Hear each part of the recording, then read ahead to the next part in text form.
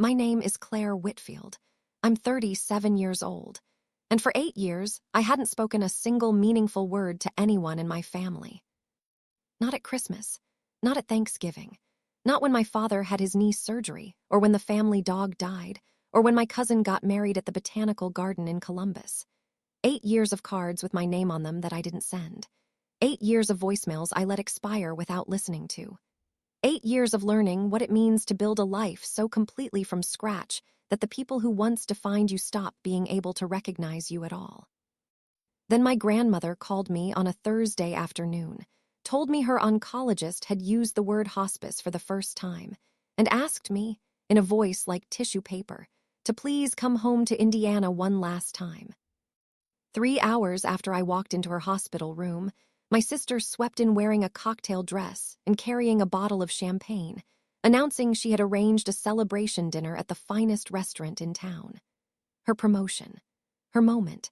And I was expected to sit at that table and smile like a woman who had spent the last 8 years answering telephones and sorting other people's mail. My parents lined up immediately behind her. My aunts and uncles were already confirmed on the reservation. My grandmother squeezed my hand, and with what little breath she had left, she whispered, "Just one dinner, sweetheart, for me." Not one person at that table knew what I had been carrying in my leather portfolio since 8 that morning. Not my sister, not my mother, not my father with his bourbon and his certainty. By the time the dessert menus arrived, every person at that table would be staring at a version of me they had never permitted themselves to imagine. But before I take you inside that restaurant, let me take you back to the Thursday afternoon when the phone rang and everything I had spent 8 years building quietly began to find its moment. The call comes in at 3:52 on a Thursday afternoon.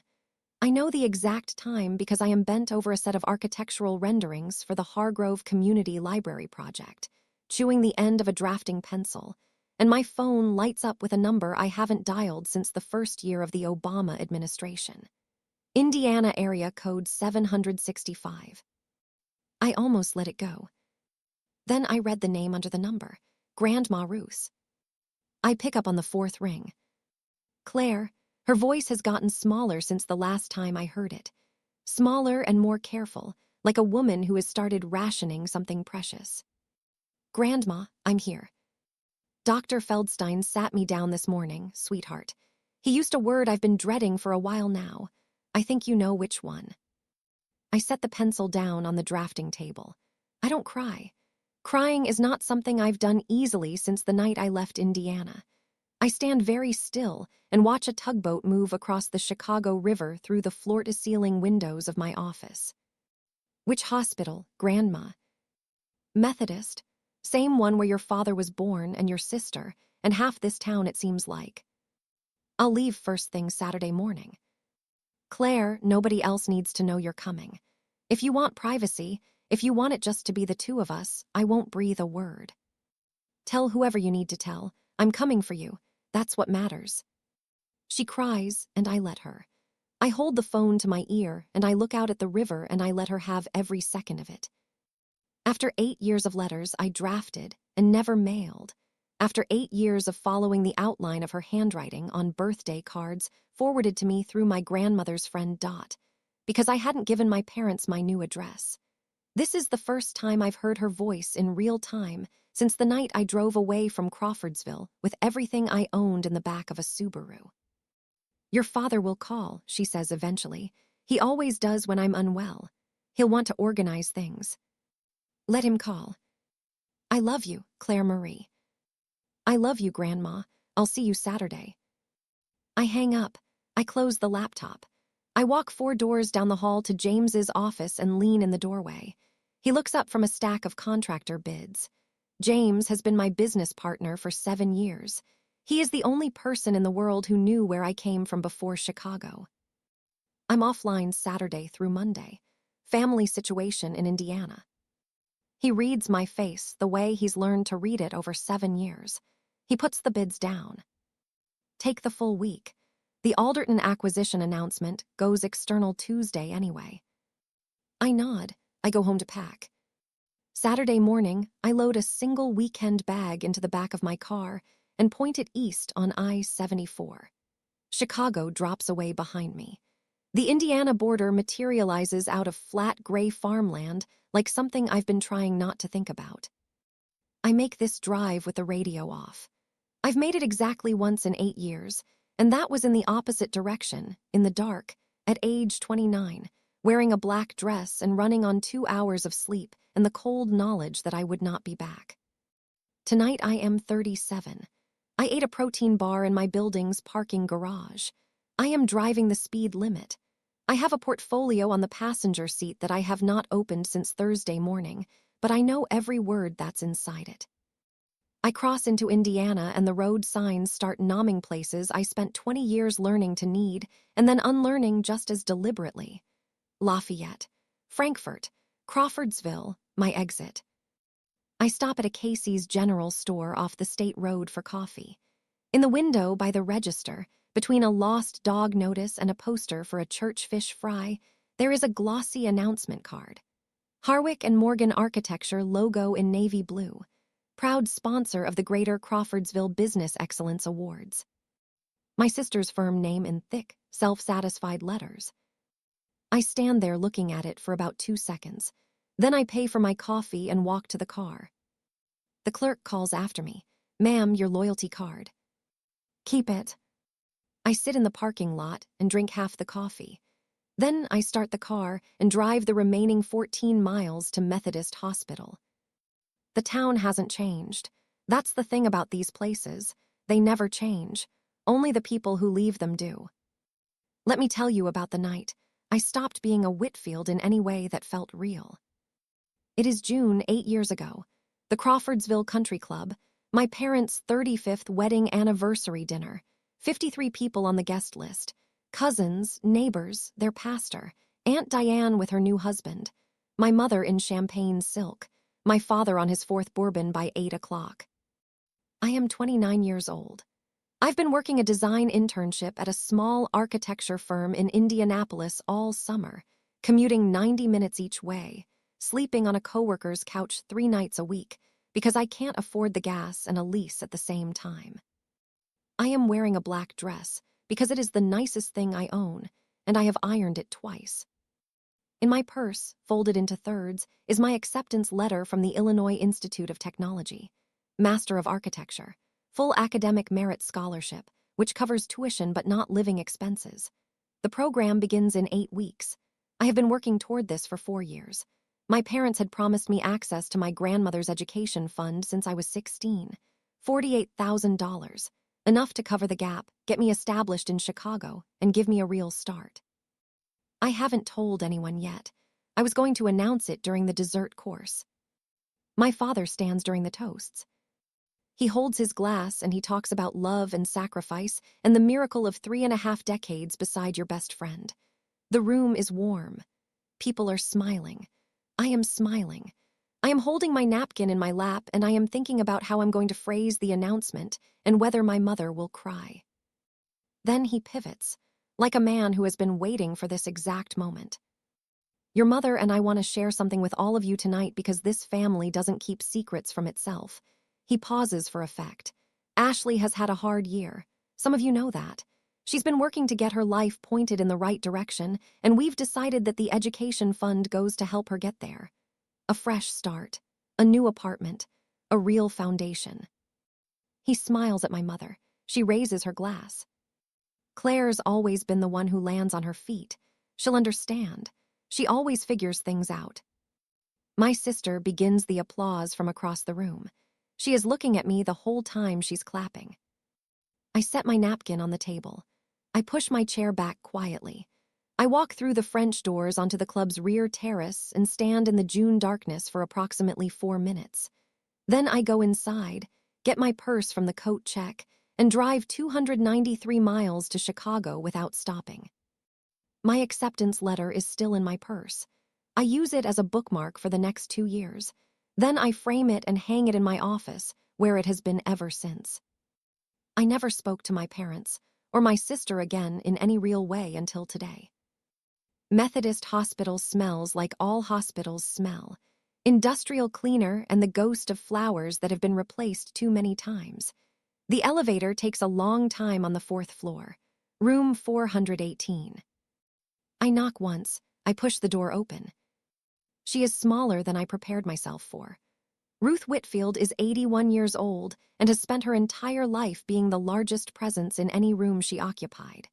In this bed, under this fluorescent light, with an IV line taped to the back of her hand and a pulse oximeter on her finger, she is small in a way that costs me something to look at directly.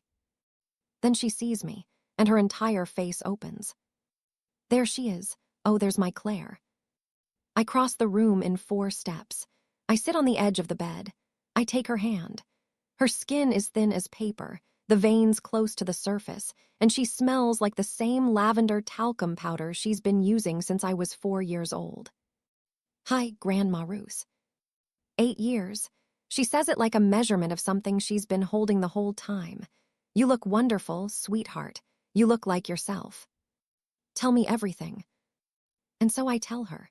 I tell her about the office on the 14th floor with the windows that face the river. I tell her about James, who is the best business partner I could have invented.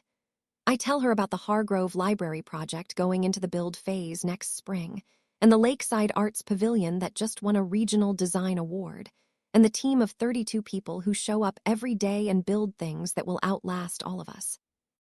I keep my voice easy. I don't brag. Ruth doesn't need performance from me. She never has. She just needs the real thing. She listens the way she has always listened, with her whole body, asking the right questions at the right moments. She asks about the library's reading room. Coffered ceilings, I tell her. 22 feet. Natural white oak, skylights on the south face, community mural wall that local schoolchildren helped design. I look you up, She says it simply. Every week. I Google your firm's name and I read whatever comes up. You Google me. Every Sunday, Claire. And every Sunday I tell myself they'll figure it out eventually. She pauses. They haven't. But that stopped surprising me a long time ago. I laugh. My eyes sting. I missed you so much, Grandma. I missed you more. Now, she says. That's the last I want to say about that. Tell me about Chicago in winter. The door opens behind me. My mother, my father, my sister, all 3 of them in the doorway at the same moment, which means they coordinated in the hallway, which means they knew I was here before I walked through the door. My mother has been crying recently. My father has his hands in the front pockets of his slacks. My sister, Ashley, is wearing a red cocktail dress and heels at 4 in the afternoon, and she is carrying a small bottle of Prosecco the way you carry a prop. The room holds its breath for 5 full seconds. My mother breaks first. She moves toward me with her arms open. Patricia Whitfield. She smells like the same Chanel No. 5 she has worn my entire life. She wraps her arms around me, and I stand inside the hug without returning it, the way you stand in the rain when you've forgotten your umbrella, and there's no point in being upset about it. Oh, Claire. Oh, sweetheart, you look so thin. Are you eating enough up there? I step back gently and turn to the room. Hi, Mom. My father stands near the door. He gives me the same nod he gives parking valets when he hands over his keys. Claire. Dad. Ashley moves through the room with the practiced ease of a woman who has never once doubted her right to occupy every space she walks into. She bends to kiss Ruth's cheek, then straightens and turns to me. The Prosecco is already open somehow. I don't know when that happened. Sis, she says it with warmth that is just real enough to be confusing. You made it. Welcome back to civilization. I came to see Grandma. Of course you did. And now you're here and it's perfect timing because I've arranged something for tonight. She looks around the room like she's about to conduct a meeting. I've reserved the copper room at Garrison's. 8 o'clock. Private dining, the whole family, champagne. I just made regional director of client strategy at Harwick and Morgan, and I think that calls for a proper celebration. Dr. Feldstein has already cleared Grandma Ruth for 2 hours in a wheelchair. It'll be wonderful. Ashley, I drove 4 hours. Mom, tell her. My mother takes my hand with both of hers. She is squeezing in the way that means, please, for all of our sakes, don't make this harder. Honey, it's one evening. Everyone's already been told you're coming. It would be embarrassing to change things now. For Grandma, if nothing else. I look at my grandmother. Ruth is watching me with eyes that are absolutely clear. She sees everything happening in this room with the precision of someone who has been watching this family's dynamics for 50 years and is under no illusions about any of it. She lifts her free hand and presses it against mine, once. One dinner, sweetheart. Then we'll have all day Sunday just to ourselves. I look at her for a moment. This woman made me sandwiches at midnight during summer visits. This woman mailed me $20 bills inside birthday cards until I was 26. This woman is the reason I know what it feels like to be unconditionally believed in by another human being. One dinner, Grandma, I promise. Ashley claps her hands together. Wonderful. Mom, I'll take Claire to change. She can borrow something from my closet if she needs to. I won't need to borrow anything. Ashley glances at my travel clothes and decides to let it go. She's already reaching for her phone to confirm the reservation. The house I grew up in is 12 minutes from the hospital. White vinyl siding, black shutters, the red maple in the front yard that my father planted the summer I was born. Inside, the bones are the same. The walls are different colors. The furniture is different furniture. And there is not one photograph of me anywhere on the first floor. My childhood bedroom is a meditation studio now. Pale sage walls, a sound machine on the windowsill, a rack of Ashley's off-season clothes where my bookshelves used to be. The drafting table I used all through high school is gone. A whiteboard with someone's wellness affirmations is mounted where I once taped a poster of the falling waiter house. My mother follows me to the doorway. We updated it 4 years ago. Ashley does yoga in here when she visits. The light is really lovely. It's nice, Mom. Your boxes are in the garage. I saved everything. I won't need them tonight. I close the door softly and carry my weekend bag to the guest room at the end of the hall. I change into what I brought. A charcoal blazer over a white silk blouse. Slim black trousers. Low heels. I pull my hair up, put on the pearl drop earrings James gave me after we closed the Alderton deal, and look at myself in the mirror for a moment. I don't look like someone who answers telephones. I pick up my leather portfolio from the bed. I check the documents inside. Everything is exactly where I put it Thursday morning. Then I zip it closed, sling the strap over my shoulder, and go downstairs. My mother meets me at the bottom of the stairs. Her eyes go to the portfolio immediately. Honey, you're not bringing a work bag to dinner. I never go anywhere without it. Habit. It looks cold, Claire. It looks like you're going to an office. Then I'll fit right in at a table full of professionals. I smile at her. Shall we go? She opens her mouth. She closes it. She calls for my father. My father drives. My mother sits in the passenger seat. Ashley is beside me in the back seat, legs crossed, typing on her phone with one thumb, the Prosecco cork still somewhere in her purse. She smells like a department store. Garrison Steakhouse is the nicest restaurant in Crawfordsville, which is to say it is the kind of place that exists in every mid-sized Indiana city, with white tablecloths and brass light fixtures, and a wine list organized by price rather than region. The parking lot is already half full. Ashley doesn't stop talking from the driveway to the door. The big news, she tells my parents without looking up from her phone, is that Harwick and Morgan is in the middle of a merger. We're absorbing some boutique design firm from out of state. Chicago, I think, or maybe Columbus, somewhere, small shop. They have some civic project portfolio, but honestly, we're the ones bringing the client relationships and the revenue base. They should be grateful, honestly. But the upside for me is that when the dust settles, I'm positioned as the obvious choice for SVP. Regional director is just the warm-up act. My mother makes the sound she makes when she's extremely impressed and wants everyone to know it. The new leadership from the Chicago firm flies in next month for integration planning. I've already told Paul I want to run the residential and commercial lead. It's basically mine. My phone vibrates against my hip, a text from James. Subject, it's live. Announcement is public, sign-offs in your portfolio. I don't look at it for long. I already know what it says. Ashley notices me checking my phone. She looks at me the way you look at a person who has just reminded you they exist. Claire, you haven't said a word. Congratulations, Ash, I mean it. Thanks, she looks back at her phone. Don't think I didn't notice you brought your little work bag. I brought my portfolio. To a family dinner. To any dinner. She shakes her head in the fond, faintly condescending way that she's been doing since we were children, the way that says I'm not worth the energy of a full eye roll. Then she goes back to her phone. My father catches my eyes in the rearview mirror. Tonight is for your sister, Claire. Let's all make that easy. Of course, Dad. Inside Garrison's, the host leads us through the main dining room to a private table in the far back. It seats 16, and 13 chairs are already filled or being filled as we walk in.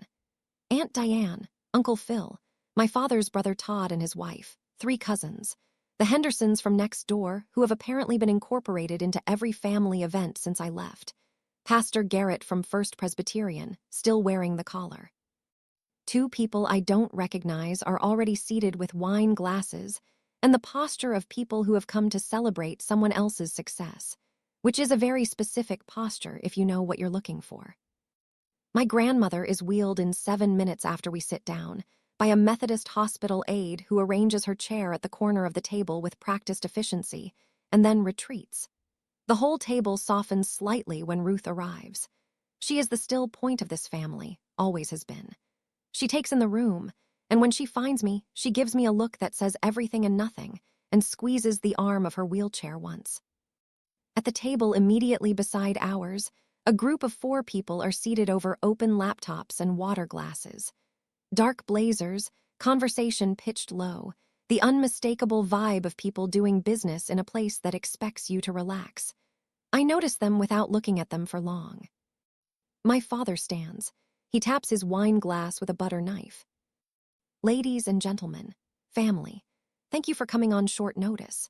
We are here tonight to celebrate Ashley Whitfield, Regional Director of Client Strategy at Harwick and Morgan Architecture, and the most dedicated daughter a father could ask for. He pauses, and in the pause, he lets his eyes move across the table with the precision of a man who knows exactly where he is and is not looking. Some people in this life run toward their family when things get hard. Some people choose different. Tonight, we celebrate the ones who stayed. He raises his glass toward Ashley, not toward me. To Ashley. To Ashley, the table echoes. I lift my water glass approximately 1 inch. I take a sip. I lower it back to the tablecloth. Under the table, my grandmother's hand finds mine. The appetizers arrive. Shrimp cocktail, a charcuterie board, a wedge salad for my grandmother that the aide cuts into manageable pieces without being asked. Pastor Garrett leans forward. He is a gentle man who has always struck me as someone vaguely embarrassed by the company he keeps at events like this, but committed enough to the institution to keep showing up anyway. Claire, it's been a very long time. What are you doing with yourself up in Chicago these days? Every head at the table does the slow swivel. It is the motion of a group of people who are curious the way you're curious about a car you don't expect to see running anymore. I work in architecture and development. Ashley laughs. Not a mean laugh, precisely. More the laugh of a person who has just heard something charming and slightly naive.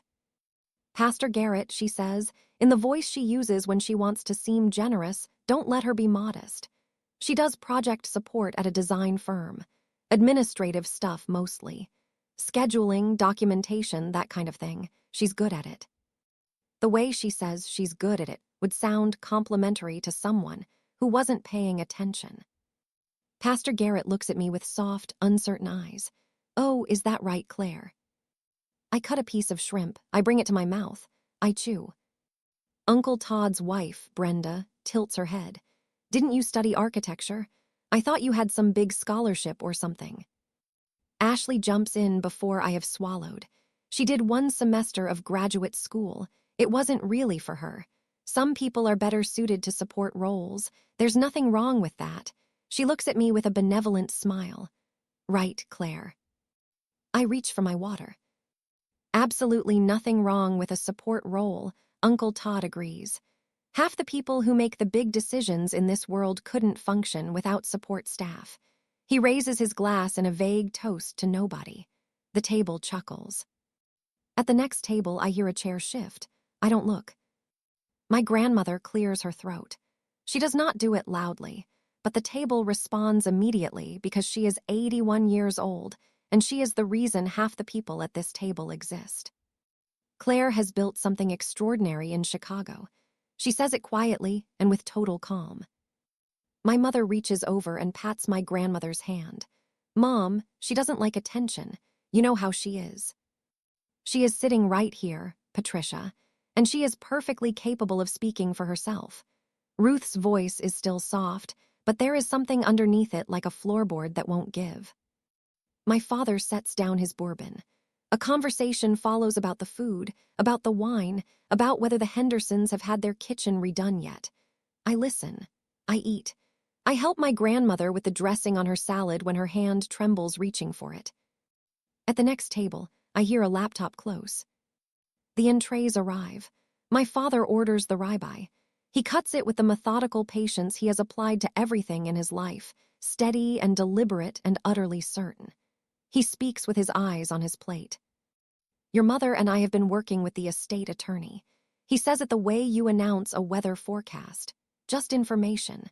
Since your grandmother has made her wishes clear in her documents, we've been focused on the remaining family assets. The lake house in Brown County goes to Ashley and Paul. We'll transfer the deed this year. Ashley's eyes go appropriately wide. Dad, are you serious? Right now. We've thought about it. The house has sat empty too long. Young family puts life in it. My mother beams.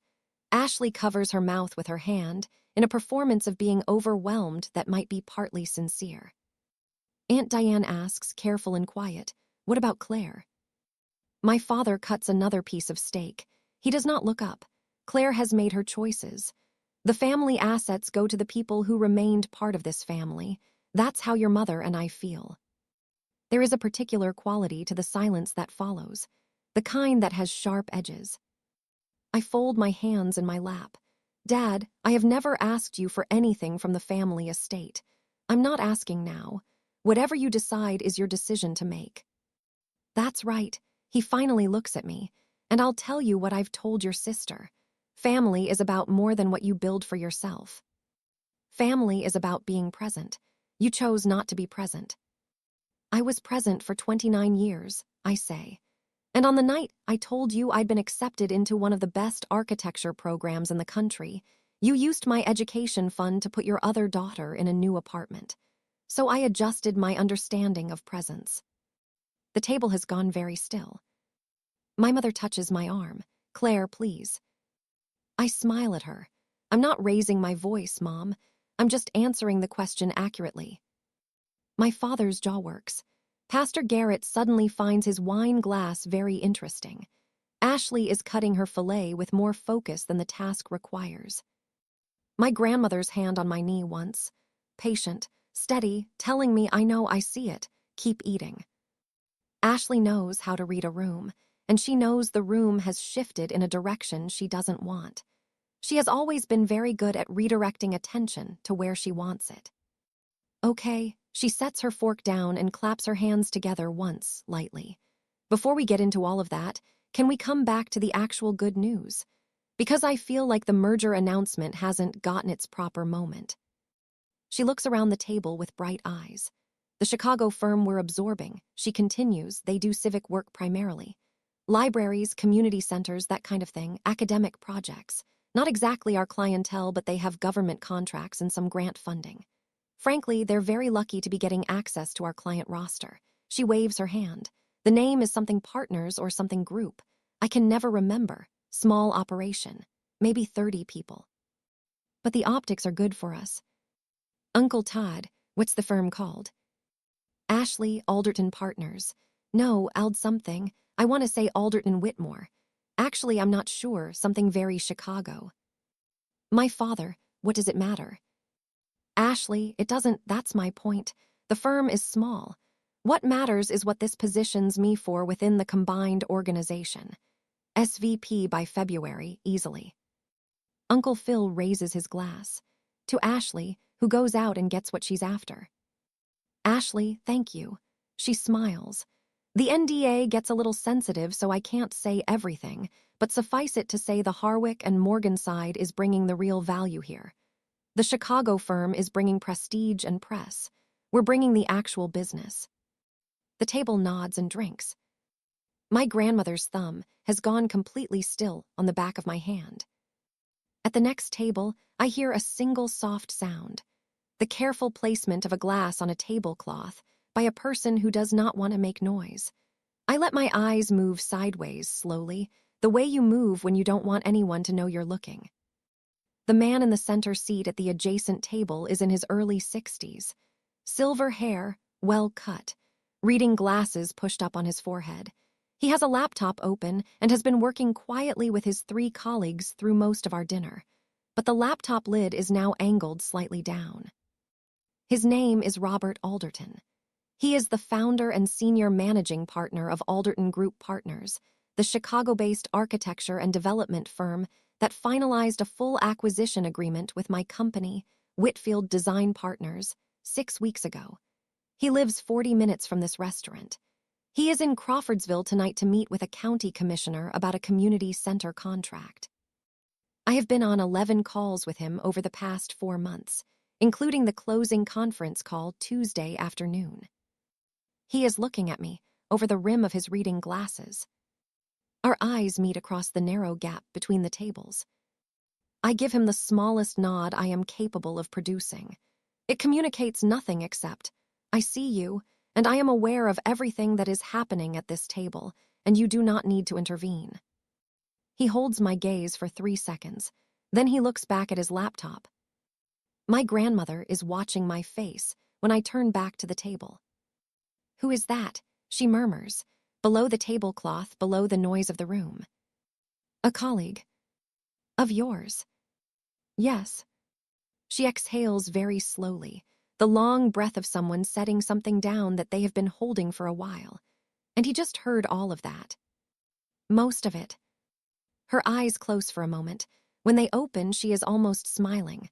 "All right, baby, you know what you're doing." I do. Dessert comes before it should. Creme brulee for Ashley, a small slice of pecan pie for my grandmother, chocolate cake for the cousins at the far end. I have declined dessert because I am watching the shape of this evening the way you watch a building go up, knowing where the last beam falls. Ashley is mid-monologue. Some of us are just built for leadership, and some of us are built for other things. I don't think that's a judgment. It's just observation. Not everyone has the capacity for the pressure of running a division or managing major client relationships. It takes a specific kind of person. She looks at me briefly, warmly, generously. And there are absolutely roles that require someone organized and detail-oriented and good at the quiet work. That's valid too. Cousin Jenny, who is perhaps the most well-meaning person at the table and therefore the most dangerous. Claire, do you have a title? Like, officially. Ashley, she's an admin. Senior admin, maybe. I think the title is project coordinator or something like that. I checked her LinkedIn last year and it was pretty sparse. My mother, she never posts anything. She's very private. Ashley, which is fine. Not everyone needs to be visible. She looks at me again. Right, sis. I look back at her. And here is the thing about this moment. I had decided, somewhere around the appetizer course, that I was going to leave this dinner without saying a word. I was going to eat my meal, sit beside my grandmother, endure every assumption and gentle condescension with the patience I had spent 8 years developing, and then drive to my hotel and go to sleep and be back at Methodist Hospital by 8 in the morning. I had decided that, right up until my grandmother's hand found mine under the tablecloth for the 4th time that evening, and she pressed it 3 times in a deliberate rhythm. Our old signal. The one she started using when I was a teenager and she could see me starting to fold. It means, you don't have to disappear for them, sweetheart. I look at her, she doesn't look back. She is looking at her pecan pie, but her jaw is set in a way I know. Grandma, I say very quietly. If I say what I know, this gets complicated. She picks up her fork.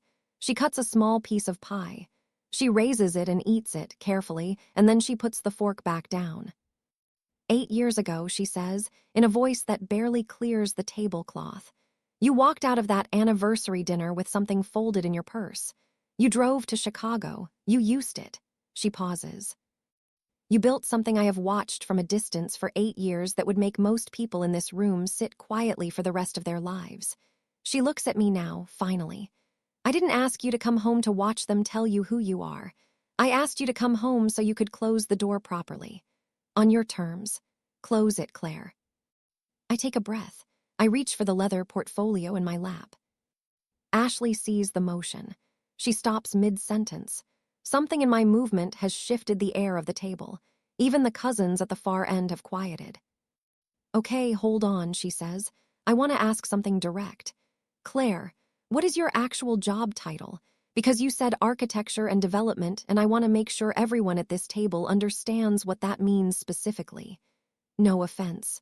I just think clarity is good.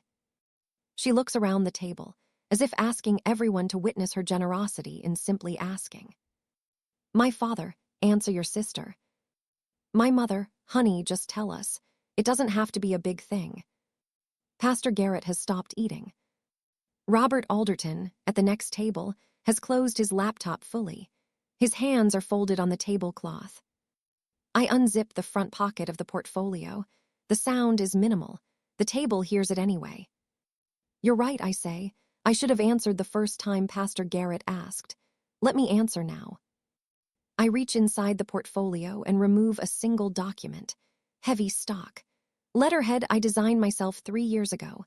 I lay it face down on the tablecloth without rushing and without drama. I have spent 8 years not explaining myself to this table. Tonight, I'll make an exception.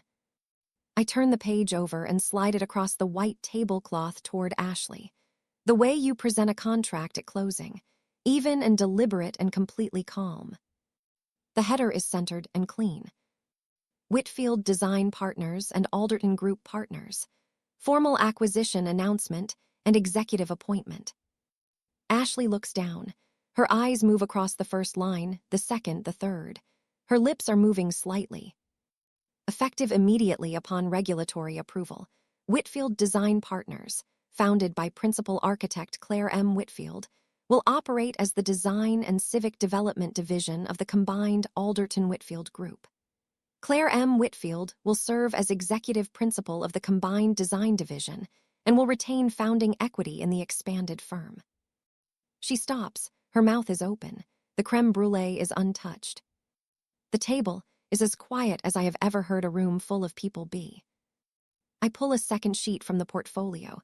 A project summary with a small professional headshot in the corner. Below it, 7 lines of projects. The Hargrove Community Library, the Marion County Municipal Renovation, the Lakeside Arts Pavilion, the Eastside Affordable Housing Initiative, 4 state design awards, a federal community development grant. I set it beside the first sheet. Whitfield Design Partners was incorporated 8 years ago. I tell the table. Currently 32 employees, active projects in 4 states. I am the founding principal and majority stakeholder. We completed the acquisition agreement with Alderton Group Partners 6 weeks ago. The public announcement went out at 8 a.m. Thursday. I received the final executed documents Thursday morning before I drove down here. I'm not looking at Ashley anymore. I'm talking to the table the way I talk to city planning boards. Even, grounded, factual. I didn't come here tonight to say any of this. I came to Indiana to sit with my grandmother. Ashley invited me to dinner. Grandma Ruth asked me to come. If no one had asked me about my job, this portfolio stays zipped. Ashley has picked up the first sheet. She is holding it with both hands. The shaking is faint but visible. This is fake. Her voice is flat. This is something you had printed. Dad, look at this. She's making this up. She drove down here and she made this up to take my night apart. She holds the letterhead up toward the pendant light, squinting at it. The watermark is there, Ash, I say. Same document Stock Harwick and Morgan uses for external correspondence. Same printing service. You don't get to do this. She sets it down. You left. You walked out. You don't get to come back and do this to me in front of everyone. I came back for Grandma. This is just what I do for a living. My father stands. His chair hits the wall behind him with a crack that makes the Hendersons flinch 3 seats down. His face is the color of a man who has had 4 bourbons and has just discovered something that cannot be metabolized. You planned this. He is pointing at me across the table, one flat finger. You sat in that chair for 2 hours and you waited for the right moment to detonate this. You did this deliberately to humiliate your sister in front of this family and Pastor Garrett and half this town. I don't stand. I keep my hands folded on the tablecloth. Dad, I drove here to see Grandma Ruth. I came to dinner because Grandma asked me to. If I had planned something, I would have led with it. I didn't say a word until Ashley asked me a direct question. I answered it. Robert Alderton stands from the next table. He buttons his blazer. He is unhurried. He picks up his wine glass, sets it down again, and takes 3 steps to our table. He puts one hand briefly on the back of Ashley's chair. Miss Whitfield, he says it to her first, quietly and without any cruelty. My name is Robert Alderton. I'm the founding partner of Alderton Group Partners. I apologize for not introducing myself earlier in the evening. I had no idea you and Claire were related until partway through your conversation tonight. He turns to me. His voice warms slightly. Claire, congratulations again on the filing. The integration team is looking forward to your visit next month. He nods at my grandmother with the particular gentleness of a man who can read a room completely. He turns back to Ashley. Miss Whitfield, as a note, all senior appointments within Harwick and Morgan are under review as standard procedure in our post-acquisition assessment. Yours will be among them. My director of human integration will reach out to your managing partner next week to schedule an orientation meeting. He gives the table a small, professional nod. He returns to his seat. Ashley's chair scrapes backward. She doesn't flip the table. She doesn't scream. She simply stands, takes her clutch, and walks out of the restaurant through the front door, straight-backed, chin level, the way a woman walks when she is saving everything that remains. Her boyfriend, Paul, seated at the far end of the table, watches her go. He does not follow her. He picks up his water glass and drinks from it slowly, with the expression of a man revising several things he believed to be true. My father sits back down. He does it the way a building settles when the ground shifts. He doesn't say another word. He looks at his steak. My mother is crying. She does it quietly and she is not looking at me, but she is not looking away from me either. And after a moment she reaches across and touches my hand lightly, the way you touch something you're not sure is still warm. She doesn't say anything. Neither do I. Pastor Garrett stands. He folds his napkin. He buttons his jacket. He looks at me for a long moment with the eyes of a man conducting a private inventory of the things he's left undone. Claire, I owe you a real conversation. Not here and not tonight. But I want you to know I've repeated things I heard secondhand that I should have verified, and I'm ashamed of that. You don't need to be, Pastor. You believed people you trusted. I understand that. He shakes my hand with both of his. He leaves a folded bill on the table. He walks out. Aunt Diane comes around behind me and puts her hands on my shoulders. She doesn't say much. She says, I asked about you every year, honey, every single year, and looks at my father, Richard. She says just that, just his name, in the tone of a woman who has stored up 10 years of opinions about her brother and selected this word to represent all of them. Uncle Todd raises his glass in my direction. Not a toast exactly, just an acknowledgement, a small lifting of something in my direction, and then he drinks. The Hendersons have already signaled for their check. My grandmother is the last. I kneel beside her wheelchair so we are eye level. I take her hands. Grandma. Her palms are cool and papery, and they have held me in one form or another for 37 years. I knew, she says, not tonight specifically. I didn't know it would happen at a dinner table in Crawfordsville on a Saturday in October. But I knew what you'd become, because I knew who you were before any of them decided who you were allowed to be. I came for you, not for this. I know you did, and that's exactly why it landed the way it did. She touches my face. If you'd come home looking for revenge, it would have felt like revenge. But you came home looking for me, and that made it something else entirely. What did it make it? She smiles. The truth, which is the hardest and cleanest thing there is. I lay my head on her hand for a moment. She lets me. Eat your pie, Grandma. The pie here is mediocre, but I'll eat it for you. She does, and I watch her, and the table gradually reconstructs itself around us with the quiet awkwardness of people who have witnessed something they will be processing for a long time. I wheel my grandmother back to Methodist myself. The aide meets us at the elevator. Grandma Ruth is asleep before I have finished arranging the blanket across her lap. I stand in the doorway of her room and listen to the monitors for a moment. The hallway is quiet. The parking lot below is dark and yellow under the sodium lights. I walk to my car. I sit in the driver's seat with the engine off and my portfolio on the passenger seat and my hands folded in my lap, and I sit there for 22 minutes without doing anything at all. My phone accumulates messages. Paul, I don't know what to say except I'm sorry. I didn't know the real story. My mother, Claire, please call me tonight, please. Ashley, 20 minutes later. You have destroyed my career and my life in one dinner.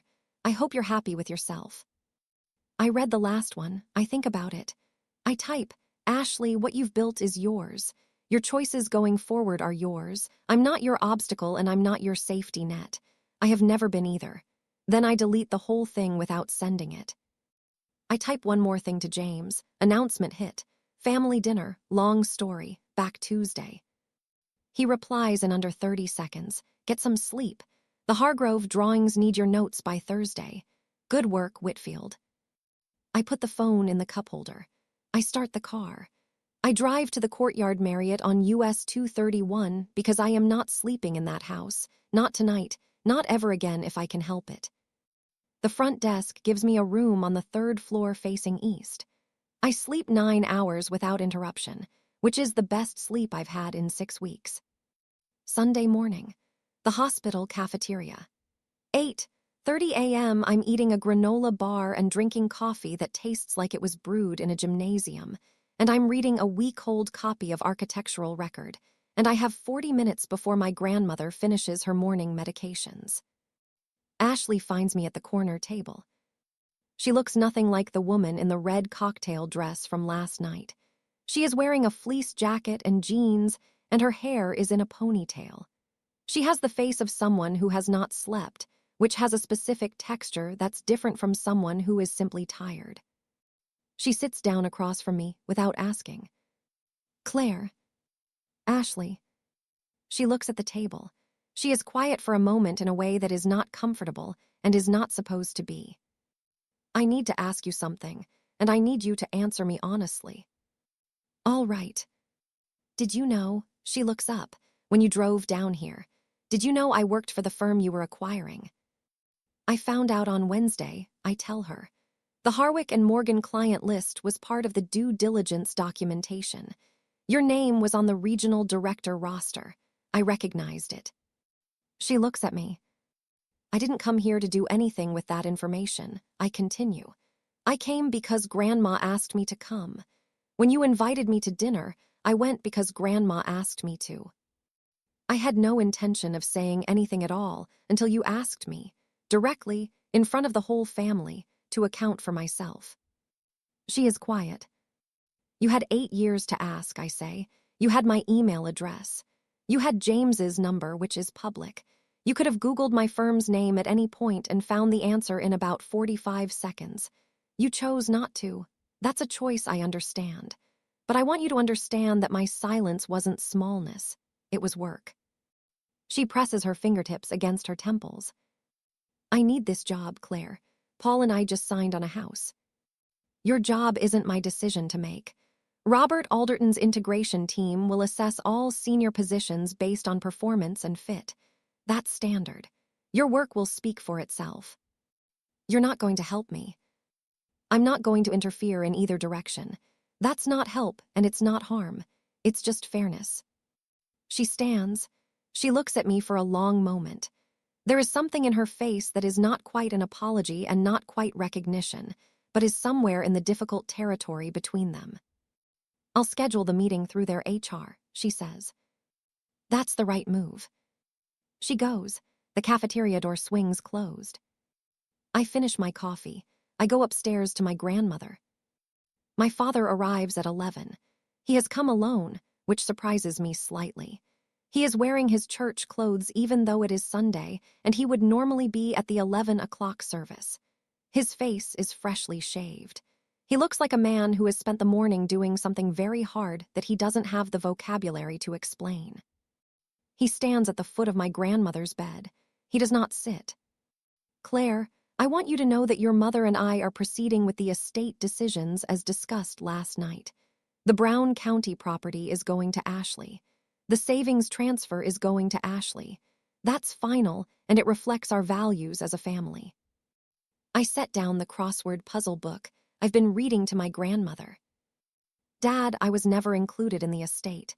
You told me that 8 years ago. There's nothing to change. He opens his mouth. He closes it. He looks at my grandmother. She looks back at him. Richard, she says. Her voice is quiet.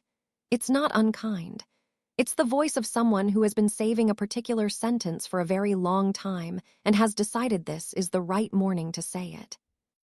I have watched you punish Claire for not needing you, and before that I watched you punish her for asking too many questions, and before that I watched you punish her for being too much of something you couldn't put a name to. I have watched it for 30 years and I have not said enough. I'm saying it now. He stands there. The Weatherly house, she continues.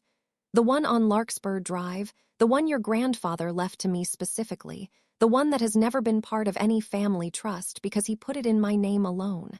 I am having that deed transferred to Claire this week. It's mine to give, and I'm giving it. My father looks at her for a long moment. Then he looks at me. Then he buttons his jacket and walks to the door. You're making a mistake, Mom. She waits until the door closes behind him. Then she reaches over and picks up her water glass and drinks from it slowly. I'm not making a mistake, she says to the room to no one. I'm fixing one. 3 days later, I drive back to Crawfordsville for one afternoon. My grandmother has been discharged. She is home on Larkspur Drive. The front porch has 2 rocking chairs and a side table with a thermos of tea. The October air smells like wet leaves and chimney smoke, and the particular American autumn that I left behind 8 years ago and have been carrying in some form ever since. We sit. Your father was criticized every day of his childhood, she says. Not dramatically, just as a fact. My late husband believed that the way you raised a child was the same way you sharpened a blade. Friction. Your father spent 30 years swearing he'd never do that to his own children. She pauses. And then he did. Not the same way. A different way. But the wound underneath was the same. I hold my tea with both hands. That doesn't excuse it, I say. No, it explains it. There's a difference. She looks at the street. Explaining something is not the same as excusing it, but it's useful if you want to be free of it. Carrying someone's cruelty around like it's a mystery to solve takes more energy than carrying the answer. I think about that for a while. A school bus rumbles through the intersection at the end of the block. I think I put the mystery down the night I drove to Chicago, I say. She nods once. I know you did. I watched you. She looks at me. The family you're born into and the family you build with your own hands are 2 different things, Claire. And for some people, the second one is the only one that ever really fits. I lean my head against her shoulder. Her cardigan is soft. She smells like lavender powder and the tea. I'm okay with that, Grandma. So am I, sweetheart. So am I. We sit on that porch until the thermos is empty and the streetlights come on, and the sky goes the particular shade of dark blue that only happens in the Midwest in October, and neither of us talks very much, and it is enough. Sunday evening, my apartment in Lincoln Park. The west-facing windows catch the last of the sunset over the city's flat west side. I drop my bag by the door. I hang my jacket. James has left coffee on my desk, which means he came in on a Sunday, which means he is exactly the person I have always understood him to be. The Hargrove Library drawings are spread across the work table. A sticky note in his handwriting. Alderton integration kickoff. Tuesday, 10 a.m. you're leading. Team is ready. I sit. I open my laptop. I look at the drawings for a moment without looking at anything. James knocks on the open door. So, Indiana. My sister works for the firm we just acquired. My father is revising an estate that never had my name in it. My grandmother is giving me the house on Larkspur Drive. He takes a slow sip of coffee. He leans against the doorframe. He is the kind of person who absorbs information the way good buildings absorb weather, without drama, without complaint, and without losing their shape. In that order. In the only order that matters. Grandma first. He nods. Hargrove's structural review is Thursday. The acoustics contractor sent preliminary specs. They look promising. Good. He studies my face for a moment. You okay, Claire? For real. I look up at him. My partner. The man who has watched me build something from a folding table in a borrowed conference room into a 32-person firm that another firm just paid significantly for the right to call its own. I'm better than okay, I tell him. I'm done. He raises an eyebrow. Done with explaining myself to people who were never going to listen anyway, I say. Done being small enough to fit into the story they decided to tell about me. Just done. It's the cleanest feeling I've had in years. He looks at me for a moment.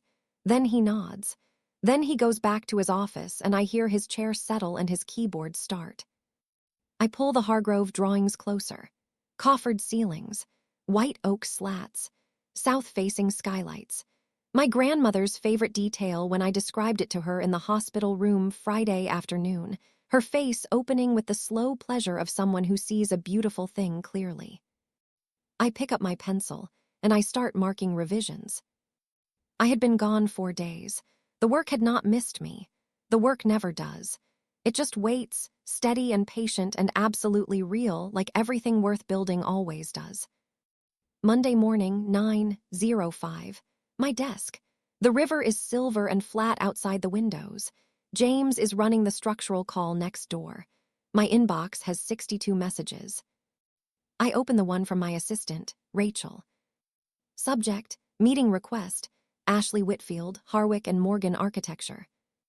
Ms. Whitfield has submitted a formal meeting request regarding her role under the new organizational structure through the Alderton Group HR portal as directed. She is available any day this week, awaiting your guidance on routing. I type 4 lines. Rachel, thank you. Please confirm receipt with Ms. Whitfield and route to the Alderton integration team for standard counterparty onboarding. All senior role assessments are handled through the formal process. I'll review the full organizational summary before any direct meetings are scheduled. I hit send. I close the email. My phone rings. Grandma Roos. I pick up before the second ring. Larkspur Drive is officially yours, sweetheart. Lawyer filed the paperwork first thing this morning. The deed comes to you. Grandma, thank you for everything. Come home for Thanksgiving. Just you and me. I'll make the sweet potato casserole and we'll watch whatever you want and I won't ask you a single thing about work. Just us. Just us. That's a whole family right there, isn't it? That's more than enough. I love you, Claire Marie. I love you, Grandma Roos. I hang up. I look out at the river for a moment. It is moving south, the way it always does, steady and unhurried and completely indifferent to everything on either bank, which is its great gift and its great lesson.